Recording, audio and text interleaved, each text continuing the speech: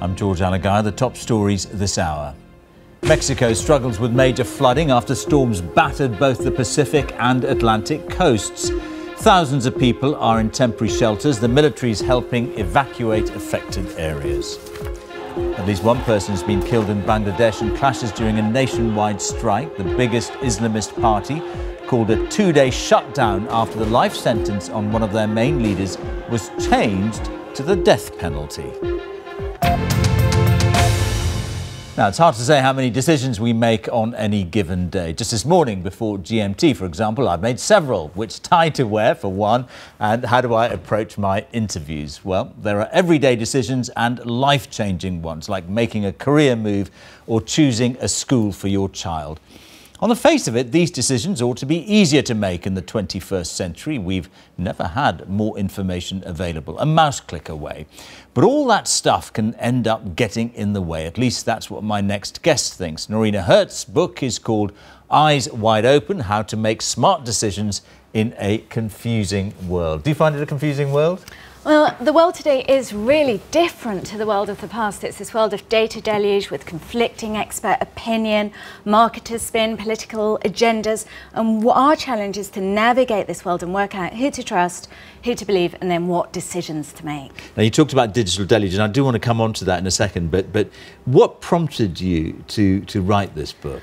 It was actually a personal experience. I was very sick about 6 years ago, and I had to navigate that terrain of conflicting expert opinion when I was at my most vulnerable.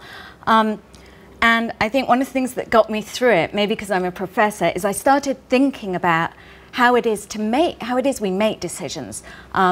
When I started investigating the economics literature and the psychology literature and the neuroscience literature, and also interviewing some of the smartest decisions makers in the world, from movie moguls to presidents, finding out what it takes to make smart decisions. But interesting, on the question of when you were thinking about treatment, I think you say in your book that you found the advice of other patients almost as useful as you put it, the men in white coats. I mean, of course, still go to a doctor if you're sick, but the research shows that doctors misdiagnose 1 time in 6. And so be careful, do go and get a second opinion, and do your own research. Nowadays we can reach out easily to our own social networks on Facebook and Twitter. So if your doctor's giving you the brush off, do post that weird rash on your arm, because maybe someone else has seen it. And there's quite a few stories now of people who were misdiagnosed by their doctors who, by crowdsourcing what was wrong with them, were able to find out what it was.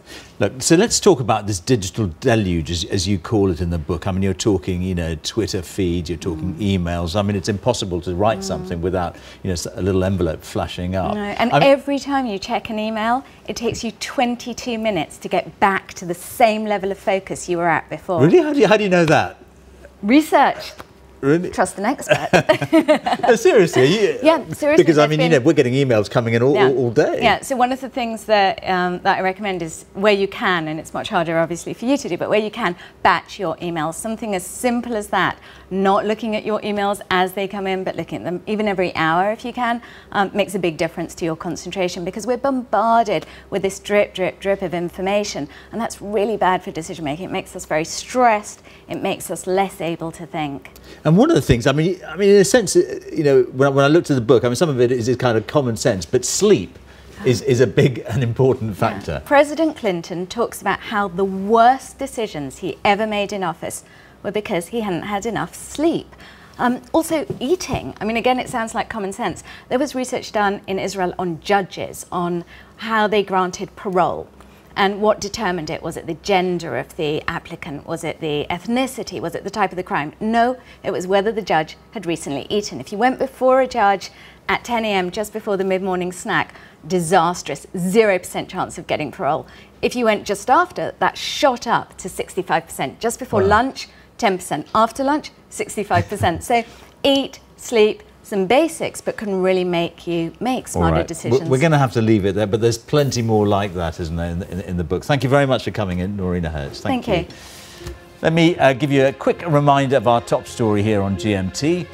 Mexico continues to face major flooding and destruction in the wake of 2 large storms which have battered both the Pacific and Atlantic coast. That's it from GMT, this edition anyway. From